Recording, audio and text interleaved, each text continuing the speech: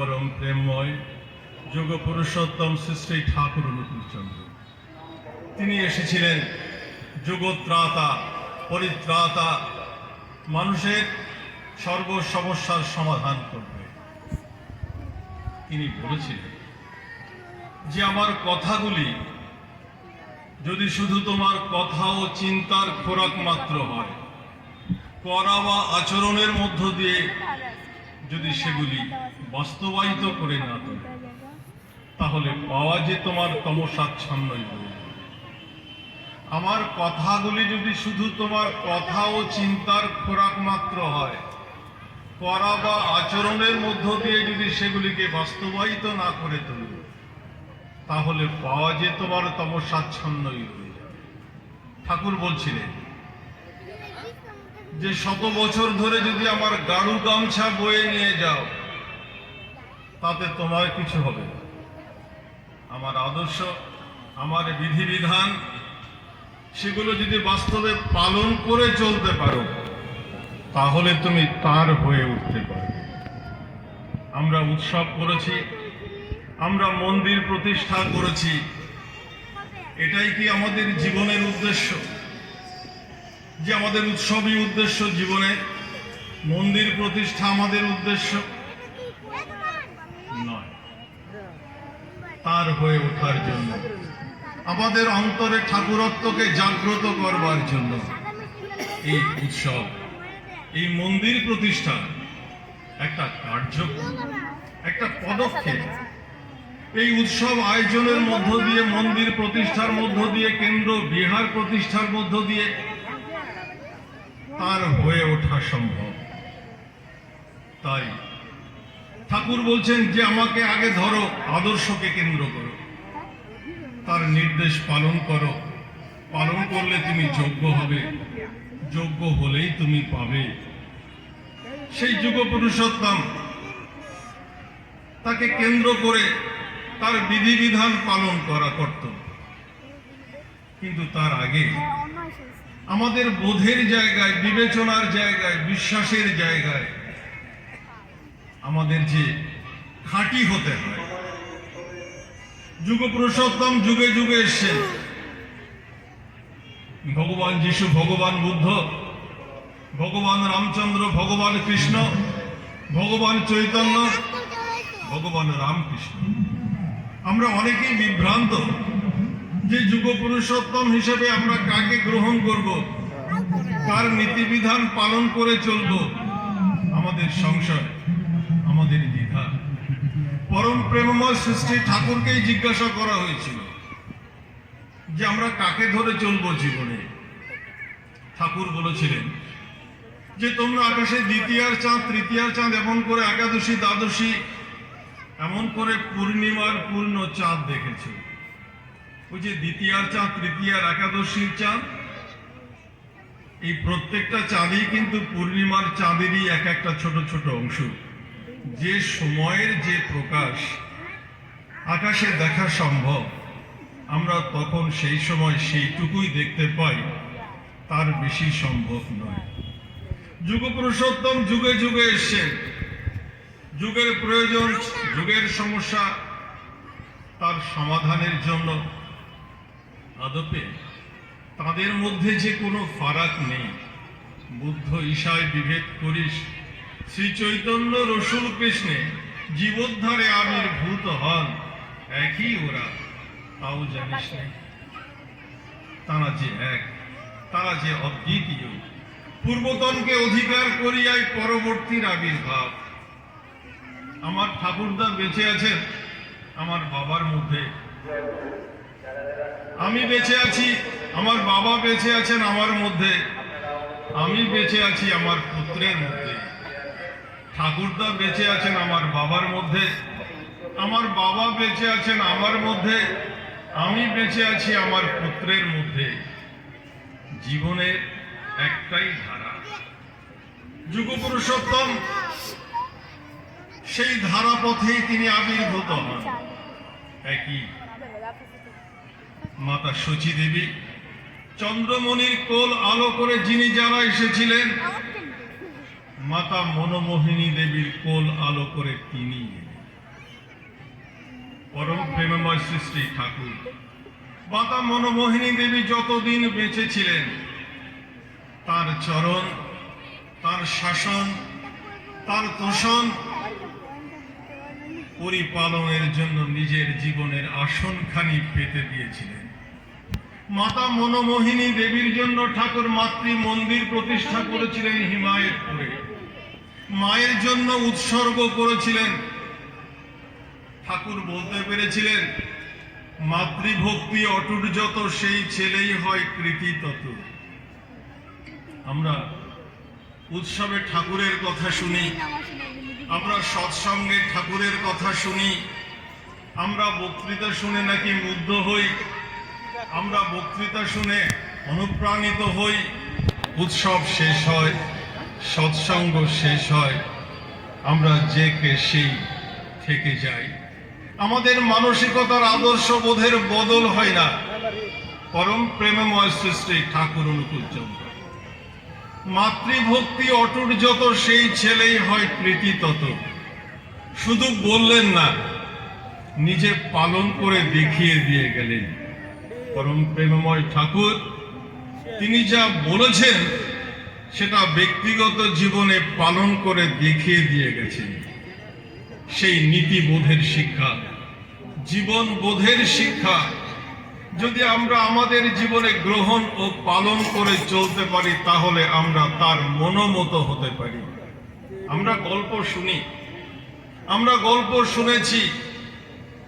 পরম প্রেমময় শ্রী ঠাকুর যখন তার শৈশবে, আমরা গল্প সবাই জানি, অঙ্ক পরীক্ষার দিন তিনি বন্ধুর সঙ্গে বাড়িতে খেলছেন। মা তো দেখে একেবারে ক্রোধে আগুন। কিরে, তুই খেলছিস? আজকে তোর স্কুলে অঙ্ক পরীক্ষা, তুই সকালে খেলছিস? যা স্কুলে যা, একটা অঙ্ক যদি তুই কষতে পেরেছিস। খুব বকলেন, শাসন করলেন। মায়ের বকুনি শুনে ঠাকুর অঙ্ক পরীক্ষা দিতে গেলেন। আপনারা সবাই জানেন, ঠাকুর চুপ করে বসে আছেন। মাস্টারমশাই জিজ্ঞাসা করেছেন, কিরে অনুকূল, অঙ্ক লিখতে পারবি না? সে, হ্যাঁ মাস্টারমশাই পারবো। লিখছিস না কেন? না মাস্টারমশাই, আমি যদি অঙ্ক লিখি সব লিখতে পারবো। আমি লিখবো না মাস্টারমশাই। কেন রে? আমি যদি অঙ্ক লিখি আমার মায়ের কথা মিথ্যা হবে। মাস্টারমশাই, আমার মায়ের কথা মিথ্যা হয়ে যাবে, আমি আমার মায়ের কথাকে মিথ্যা হতে দিতে পারবো না মাস্টারমশাই।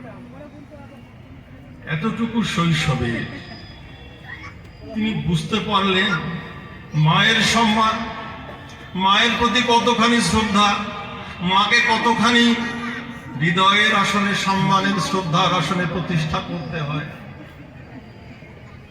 আমরা বাড়িতে ছোট ছোট ছেলে মেয়ে আমাদের যখন সামনে, তারা লেখাপড়া শিখছে কিংবা শিখতে চাইছে, ঠাকুরের এই আদর্শ বোধে, ঠাকুরের এই নৈতিকতা বোধে এই কাহিনী কি আমরা শোনাতে পেরেছি? আত্মসমীক্ষা, আত্মবিশ্লেষণ, ঠাকুরকে কেন্দ্র করে আমরা কতখানি তার হয়ে উঠতে পারছি? আমি কি আমার বাড়ির গৃহ পরিবেশ তৈরি করতে পারছি?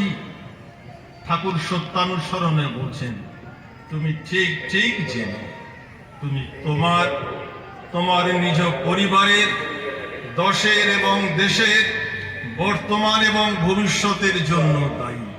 তুমি তোমার আগে নিজেকে তৈরি হতে বলছেন। মাতৃ সম্মেলনে মা তাই বলছিলেন, আগে নিজে তৈরি হতে হয়, তারপরে পরিবারের দায়িত্ব নিতে হয়, তারপরে দশ কিংবা দেশ। আমরা গল্প শুনেছি, গল্পটা বলা হয়, গল্পটা শোনা হয়, তারপর সব ফুরিয়ে যায়। আমরা যে কে সেই থাকি। এই উৎসব শেষ হলে আবার অপেক্ষা পরের বৎসর, মাঝখানে শুধুই বড় একা।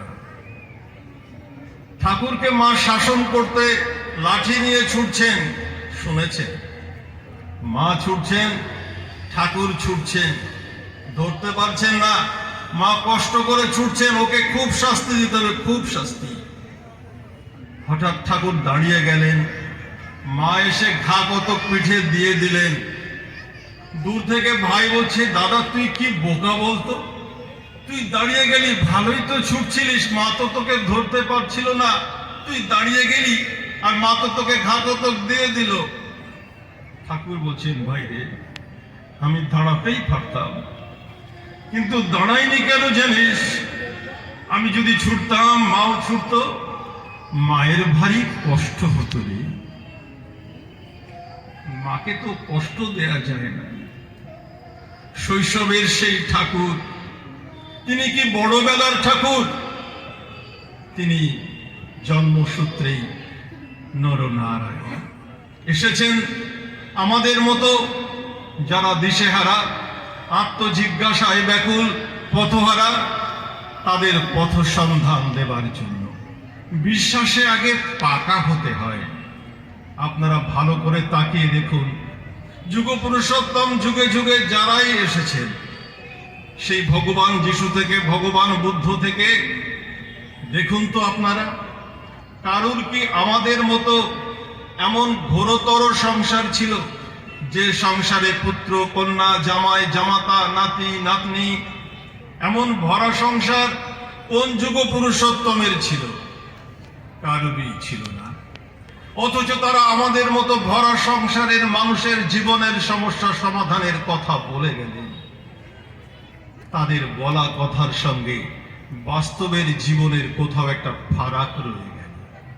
পরম প্রেমময় যুগ পুরুষোত্তম শ্রী শ্রী ঠাকুর অনুকূলচন্দ্র সেই বলা কথার সঙ্গে বাস্তব জীবনের ফারাকটাকে পূরণ করবার জন্য তিনি এলেন গৃহী জীবনে। তিনি এলেন আদর্শ পুত্র হয়ে, তিনি এলেন আদর্শ স্বামী হয়ে, তিনি এলেন আদর্শ পিতা হয়ে, তিনি এলেন আদর্শ প্রতিবেশী হয়ে। পরম প্রেমময় শ্রী শ্রী ঠাকুর তিনি বলছেন, তোদের ঠাকুর যদি নারী হয়ে জন্মাতো তাহলে ওই বড় বউ হতো। তোদের ঠাকুর যদি নারী হয়ে জন্মাতো তাহলে ওই বড় বউ হয়েই আসতো রে। ঠাকুর নারীর নীতি গ্রন্থে, নারীর পথে গ্রন্থে, দেবী সূক্তে নারী জীবনের আদর্শ কি হওয়া উচিত, কি কর্তব্য, তার বিধান দিয়েছেন।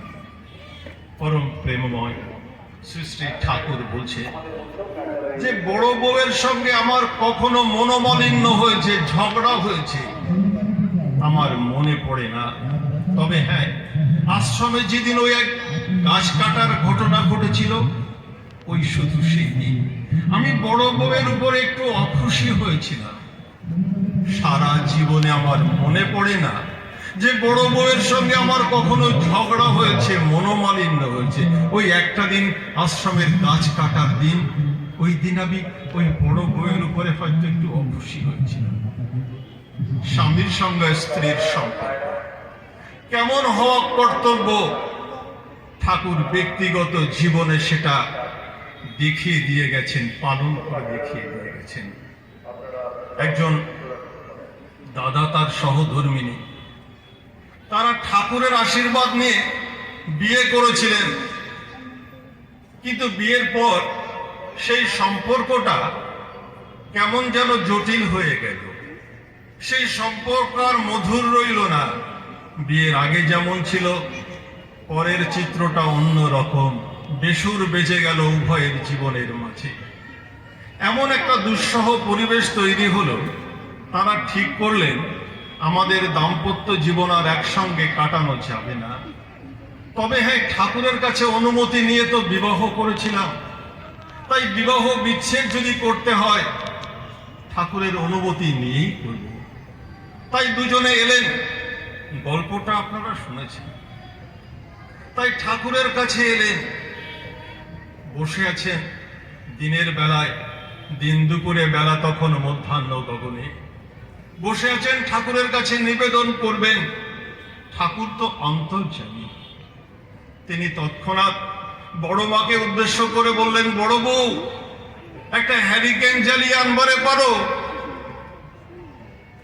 বড় বউ বিনা প্রশ্নের, বিনা দ্বিধায় সেই দুপুর বেলায় একটা হ্যারিকেন ধরিয়ে ঠাকুরের কাছে এসে দাঁড়ালেন। ঠাকুর তৎক্ষণাৎ বড় মাকে উদ্দেশ্য করে বললেন, আর লাগবি না বড় বউ, তুমি নিয়ে যাও। বড় মা বিনা প্রশ্নে বিনা দ্বিধায় নিয়ে চলে গেলেন। প্রশ্ন করলেন না, কেন আনতে বলেছিলে, কেনই বা নিয়ে যেতে বললে?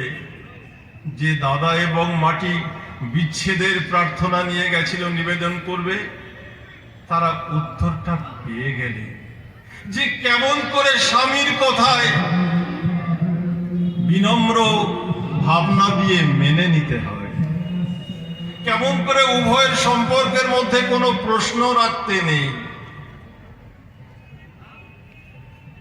পরম প্রেমময় শ্রী শ্রী ঠাকুর, তিনি বাস্তব জীবনের জীবন্ত ভগবান, মানুষের সমস্ত সমস্যার সমাধান। আপনারা গল্পটা শুনেছেন। ঠাকুরের কাছে নিয়ত কর্মী বিশ্বম্ভর ঠাকুরের চুলদাড়ি পরিচ্ছন্ন করে দেয়। ঠাকুরের কাছে থাকতে তার ভালোবাসা, তার প্রাণের ইচ্ছা কখন ঠাকুরের কাছে গিয়ে থাকবে। নিজের যে দোকানটা আছে, সেলুনটা আছে, সময় দিতে পারে না। তাই সংসারে অভাব। তার স্ত্রী প্রতিনিয়ত তার বিরুদ্ধে অভিযোগ করে, সংসারের দিকে সামাল দিতে পারো না, লক্ষ্য দিতে পারো না, খালি পড়ে থাকো ঠাকুর বাড়ির, সংসার উচ্ছন্নে যায়, এতগুলো বাড়িতে পেট চলবে কি করে। প্রতিদিন এসে ঝগড়া করে বিশ্বম্ভরের সঙ্গে, আর বিশ্বম্ভরও পাল্টা ঝগড়া করে তার স্ত্রীর সঙ্গে। সবাই সে কথা জানে, দুজনের মধ্যে সম্পর্কটা ঝগড়ার। ঠাকুর অন্তর্যামী, তিনি জানেন বিশ্বম্ভরের জীবনের, তার পরিবারের সেই পরিস্থিতি। যখন দেওঘর তীর্থধামে প্রচন্ড গ্রীষ্মে আকাশ থেকে আগুন ঝরে পড়ছে, বৃষ্টির কোনো দেখা নেই, স্বস্তি, সুদূর পরাহত, সবাই অতিষ্ঠ, আকাশের পানে তাকিয়ে আছে একটু স্বস্তি শান্তির বৃষ্টির প্রার্থনা। একদিন ঠাকুর বিশ্বম্ভরকে ডেকে বললেন, হ্যাঁ বিশ্বম্ভর, এই গরমে তো আর পারি না রে। বিশ্বম্ভর, বিশ্বম্ভর, বিশ্বম্ভর, তুই জানা, একটু বাইরে গিয়ে একটু আকাশের পানে তাকিয়ে দেখ না বিশ্বম্ভর, বৃষ্টি হতে পারে কিনা। আর তো পারি না বিশ্বম্ভর। ঠাকুর, আপনি বলছেন বাইরে গিয়ে দেখে আসতে? আচ্ছা ঠাকুর। বিশ্বম্ভর বাইরে গিয়ে দেখলো আকাশ থেকে আগুন ঝরে পড়ছে, বৃষ্টির কোনো সম্ভাবনা নেই। তাই বিশ্বম্ভর মনে মনে ভাবছে, আমি যদি ঠাকুরকে গিয়ে বলি ঠাকুর বৃষ্টির কোনো সম্ভাবনা নেই, ঠাকুর তো তাহলে আরো বেশি কষ্ট পাবে। না না, আমি এমন কথা বলবো না যাতে ঠাকুর কষ্ট পায়। তাই আমি মিথ্যে করে বলবো যাতে ঠাকুরের শান্তি হয়। তাই বিশ্বম্ভর ঘরে গিয়ে ঠাকুরের কাছে নিবেদন করছে, ঠাকুর আমি দেখে এসেছি ঠাকুর, আকাশের দিকে তাকিয়ে দেখলাম সমস্ত আকাশে কেমন যেন বৃষ্টি, কেমন যেন বৃষ্টির পরিবেশ ভাব তৈরি হয়েছে। ঠাকুর, ঠাকুর আমার মন বলছে বৃষ্টি কিন্তু আজকে হবেই ঠাকুর, বৃষ্টি হবে ঠাকুর, বৃষ্টি হবেই। বলছিস, বলছিস বিশ্বম্ভর, তুই বলছিস বৃষ্টি হবে, তাহলে দেখা যাক, তুই যখন বলছিস তাহলে তো বৃষ্টি হবেই, বৃষ্টি হবেই। ঠাকুর তো অন্তর্যামী, তিনি বিশ্বম্ভরের মিথ্যা কথাটাকেই সত্যি করে প্রমাণ করতে চান। সে কত বড় বৃষ্টি বিজ্ঞানী। তাই ঠাকুর সেই মরুভূমির আকাশ থেকে বৃষ্টিটাকে টেনে আনলেন। অঝোর দ্বারাই বৃষ্টি ঝরে পড়লো তাপিত তৃষিত পৃথিবীর বুকে বুকে, প্রাণে প্রাণে শান্তি ছড়িয়ে পড়লো। সেই বৃষ্টি ধারা নেমে আসার সঙ্গে সঙ্গে ঠাকুর সকলকে ডেকে ডেকে বললেন, এই দেখেছো, দেখেছো আমার বিশ্বম্ভর, দেখেছো, খুব বৃষ্টি বিজ্ঞানী। ওই বলেছিল আকাশ দেখে, মরুভূমির আকাশ দেখে ও বলেছিল বৃষ্টি হবে। দেখেছো কেমন বৃষ্টি হলো, কেমন বৃষ্টি হলো। আমার আমার বিশ্বম্ভর বৃষ্টি বিজ্ঞানী। ঠাকুরের এই কথাটা শুনে বিশ্বম্ভরের বুক তো 5 ইঞ্চি ফুলে গেছে। ঠাকুর আমাকে বলেছে আমি বৃষ্টি বিজ্ঞানী। ও নিজেকেই নিজে বলছে, কাকে বলবে ডেকে ডেকে, আমি বৃষ্টি বিজ্ঞানী। ওর তো পা এখন মাটির থেকে 2 ইঞ্চি উপরে আছে, বৃষ্টি বিজ্ঞানী। সে এখন নিজেকেই নিজে বলে, পাঁচজনকে ডেকে বলার সময় তার নেই। আগে নিজেকেই নিজে সান্ত্বনা দেবে, নিজেকে নিজে গর্বিত করবে, আনন্দিত করবে, তারপরে পাঁচজন হবে। পরের দিন যখন নিজের দোকানে ওই সেলুনে কাজ করছে, প্রতিদিনের মতো স্ত্রী এসে ওকে আকথা কুকথার সমানে বলে যাচ্ছে, আর বিশ্বম্বর চুপটি করে নিজের কাজ করে যাচ্ছে। সমস্ত লোক দেখে অবাক, সে কি এই বিশ্বম্বর অন্য দিনগুলোতে ওর বউকে তো পাল্টা কুকথা বলে দেয়, আজকে এমন চুপচাপ নীরব। সবাই অবাক বিস্মিত। ওর স্ত্রী অনেক কুকথা আকথা বলে বলে বিরক্ত হয়ে শেষে চলে গেছে, কথা বলছে না, চলে গেছে। অন্য লোকগুলো তখন বিশ্বম্বরকে বলছে, কি ব্যাপার বিশ্বম্বর, বলো তো, তুমি প্রতিদিন তোমার স্ত্রীতে এমন করে বলে, তুমিও তো দু কথা শুনিয়ে দাও, আজকে তো কিছুই বললে না, কি ব্যাপারটা বলো তো। তো জানে আমি কে? ঠাকুর আমাকে বলেছে আমি বৃষ্টি বিজ্ঞানী। এটা মুখ্য মেয়ে ছেলে, এটা মুখ্য মেয়ে ছেলের সঙ্গে আমি কথা বলবো? আমি কথা বলি না ওই রকম মুখ্য মেয়ে ছেলের সঙ্গে। পরম প্রেমময় শ্রী শ্রী ঠাকুর কিভাবে দাম্পত্য কলহটাকে নিরসন করতে হয়। আমরা তো নিজেরাই নিজেদের বাড়িতে স্ত্রীর সঙ্গে স্বামী প্রতিযোগিতা করি, কম্পিটিশন করি, কে কাকে কতটা কুকথা বলতে পারি, অভিযোগ করতে পারি, দোষ খুঁজে বলতে পারি, ত্রুটি খুঁজে বলতে পারি, ভুল খুঁজতে পারি, আমরা প্রতিযোগিতা করি। পরম প্রেমময় শ্রী শ্রী ঠাকুর দেখিয়ে দিয়ে গেলেন এরকম স্বামী স্ত্রীর পারস্পরিক ঝগড়ার মধ্যে, ঝগড়ার সময় একজনকে চুপ করে যেতে হয়। কিন্তু এমনি এমনি চুপ করে গেলে তো হবে না, নিজেকে ভাবতে হবে যে ওর থেকে আমি অনেক সম্মানীয়, ওর থেকে আমি অনেক মর্যাদাশীল। ফলে আমার কথা বলা সাজে না সব বিষয়ে। ঠাকুর বিশ্বম্ভরকে সম্মান দিয়ে দিলেন, মর্যাদা দিয়ে দিলেন, যাতে সে নিজেকে বলতে পারে যে আমি প্রেস্টিজিয়াস, আমি সম্মানী, আমি অমন মেয়ে মানুষের সঙ্গে কথা বলি না। তাহলে স্বামী স্ত্রীর ঝগড়ার মধ্যে একজনকে চুপ করে যেতে হয়। পরম পূজ্যপদ আচার্যদেব তিনি বলছিলেন যে স্বামী স্ত্রীর সম্পর্কের মধ্যে কখনো আমি রাখতে নেই, সবসময় তুমি। স্বামী তার স্ত্রীকে বলবে যে বলো তোমার ভালোর জন্য, তোমার খুশি হওয়ার জন্য আমি কি করতে পারি তোমার জন্য, তুমি যা বলবে আমি তাই করতে রাজি আছি। স্ত্রীও পাল্টা কিন্তু স্বামীর উদ্দেশ্যে বলবে যে আমি আমার ব্যক্তিগত সুখের জন্য, ভালো লাগার জন্য কিছু চাই না, তুমি শুধু বলো যে তোমার জন্য আমাকে কি সার্ভিস, কি সেবা দিতে হবে, কি সাহায্য করতে পারি বলো, আমি তাই করব।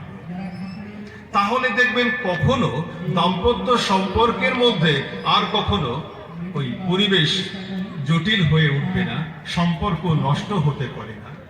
পরম পূজ্যপদ আচার্যদেব বলছেন কাশ্মীরের একটা চারা গাছ, তাকে যদি কন্যাকুমারিকায় বসানো যায়, তো শীতের দেশের চারা গাছ ওই কন্যাকুমারিকার নোনা জলে, নোনা আবহাওয়ায় তাকে বাঁচাতে গেলে কতটা যত্ন করতে হবে। একজন স্ত্রীকে তার বাড়ি থেকে যখন তুমি তোমার নিজের বাড়িতে আনবে, তখন ততটা যত্ন করতে হয়।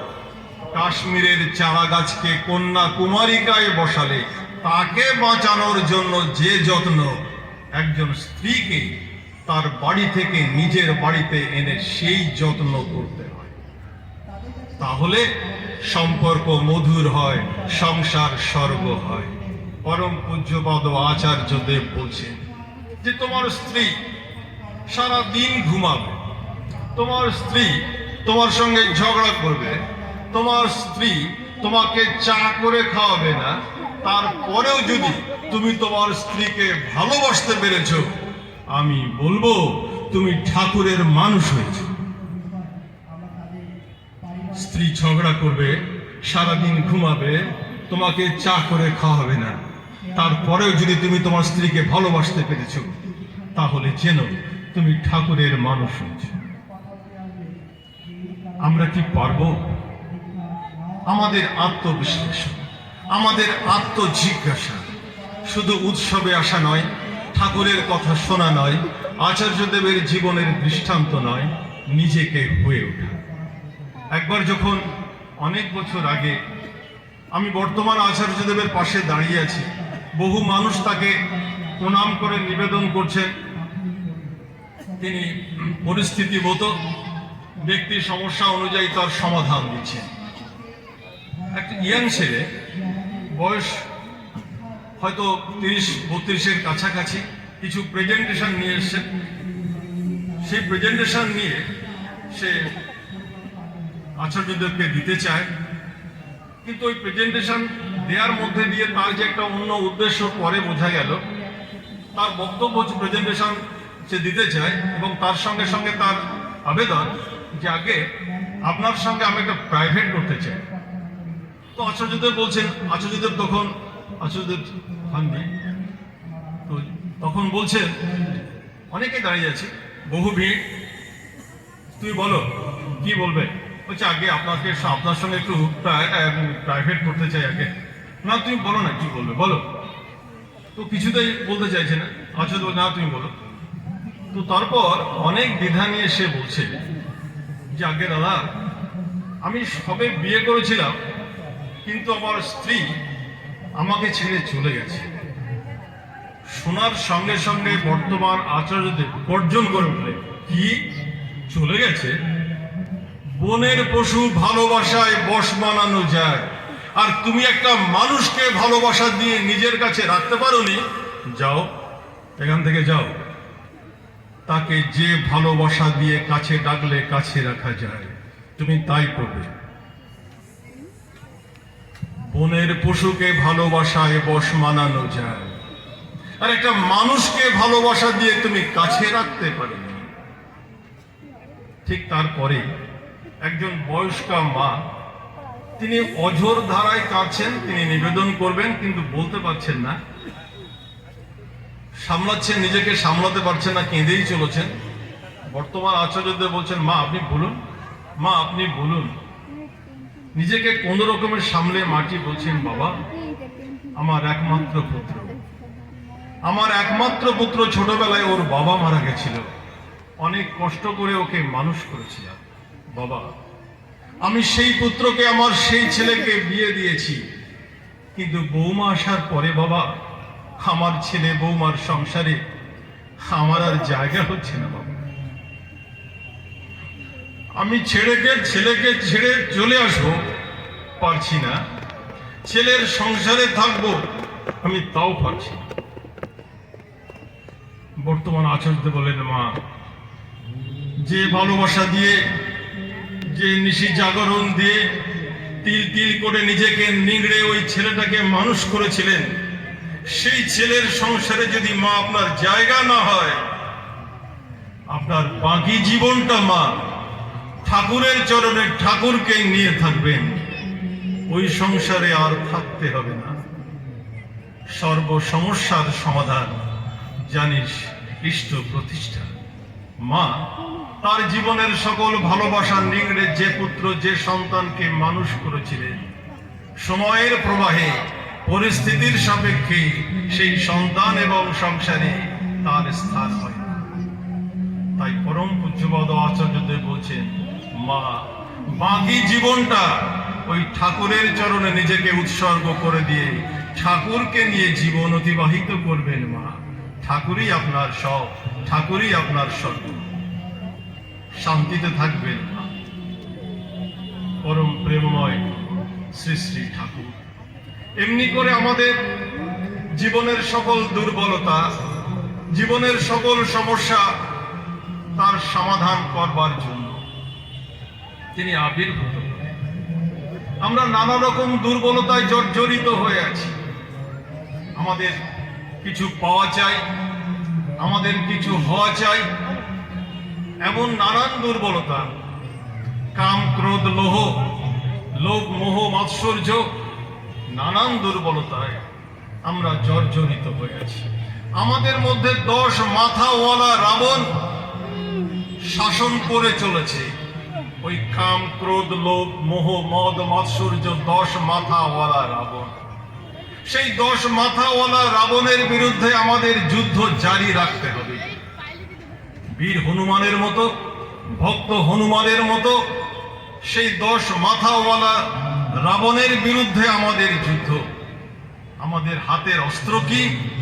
ওই শত অনুজ্ঞা। আমি অক্রোধী, আমি অমানিক, কাম লোভ জিদ বসি। এই হচ্ছে আমাদের হাতের অস্ত্র। পরম প্রেমময় শ্রী শ্রী ঠাকুর অনুকূলচন্দ্র দীক্ষা গ্রহণ করবার মধ্য দিয়ে আমাদের যা যা কর্তব্য পালন করবার জন্য বলেছেন, সেই কর্তব্য পালনের মধ্য দিয়ে আমরা কিন্তু সেই যোগ্যতার অধিকারী হতে পারি। দুর্বলতা সীমাহীন। আমাদের অন্যতম দুর্বলতা গো বিটুইন, দ্বন্দ্বীবৃত্তি। ঠাকুর অনুকূলচন্দ্র বলছেন এই অপরাধের প্রায়শ্চিত্ত খুব সহজে হওয়ার নয়। একজন গুরু ভাই ঠাকুরের কাছে এসে বলছেন যে ঠাকুর, আমার মধ্যে একটা চরম আলস্য, সবসময় আমার একটা ঢিমে তালা স্বভাব। আমি কোনো কাজ শুরু করলে শেষ করতে পারি না। ওই আলস্য, ওই ঢিমে তালা, তাই লোকজন আমাকে খুব বকাবকি করে। আমি যে কিভাবে আমার এই সমস্যার সমাধান করতে পারি বুঝে উঠতে পারি না। ঠাকুর বলছেন যে তুই সকালে কটার সময় উঠিস বলতো? ভাইটি বলছে, আগে ঠাকুর 7টার সময় উঠি। 7টার সময় উঠিস? শোন, তুই ভোর 5টায় উঠবি। তারপর কি করবি? তারপর তুই তোর বিছানা তুলবি। তারপর কি করবি? তুই ঘর ঝাড় দিবি। তারপর কি করবি? তোর মায়ের জন্য 1 কলসি জল তুলে দিবি।